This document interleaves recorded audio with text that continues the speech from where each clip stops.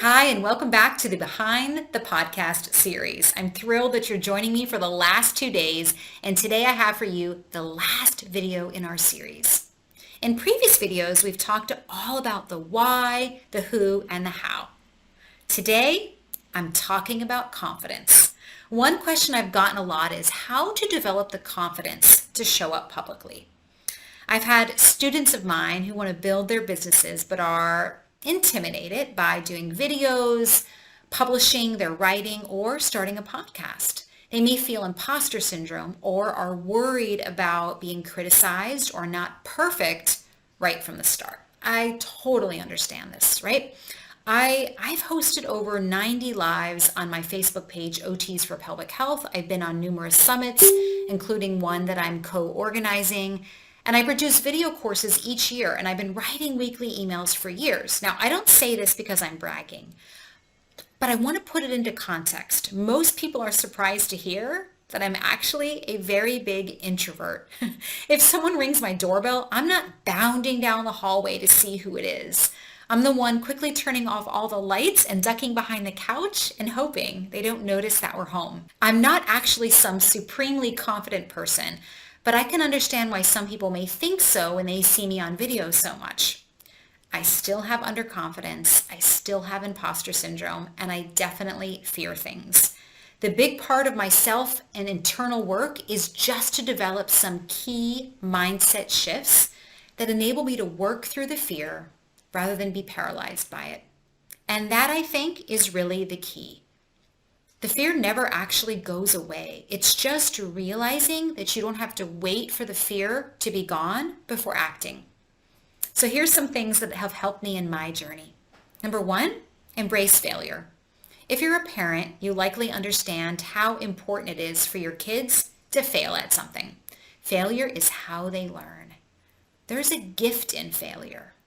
The only way to learn what works is to also discover what doesn't. We encourage our kids to try a ton of stuff with no expectation, and they're going to not get it right the first time, right? We wouldn't expect a baby to walk without falling tons of times. But yet we give ourselves as adults the expectation that failure is bad. I say fail and fail often. It's the only way to progress. My husband and son are really into a martial art called jiu-jitsu, and their coaches always say something I really love. You either win or you learn. If you adopt this mindset, it really starts to relieve the pressure. Action trumps everything else. I found that a lot of people think about confidence in the reverse of how it actually develops. Many people think they need to be confident to take action. And actually the reverse is true. Confidence gets developed from taking action. If you wait until you're confident, you may never get confidence. But if you take action, that action will start to build momentum. And from that momentum, you'll start success. And then you'll start to feel confident. So start the action before you feel confident and know that confidence develops on the side. Number two, timing will never be perfect. This one can be very pervasive. Sometimes we can be underconfident about doing something and we tell ourselves a certain type of story, a story that sounds completely plausible to ourselves, but is a way for us to gently let our own ego off the hook. And that story goes something like this. I'm really busy right now. There's a lot going on. Maybe I'll start that in a few months or next year. After all, the timing just isn't right. Once the kids are in daycare, I'll have more time. Or once I get settled with this new job, the list goes on. But here's what we have to realize. Timing is never good to do anything important. The important things are inevitable and the most uncomfortable things to do.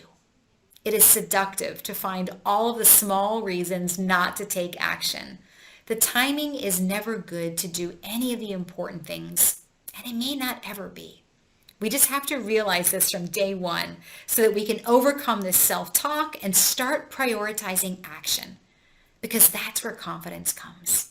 Start small is my next one. Starting small means setting the bar low for yourself. You don't have to plan to go 30 times or to start a podcast. When I first started my Facebook Lives, I wasn't thinking on having 90 different episodes. If I had thought about that, I probably would have been so overwhelmed, I may not have started.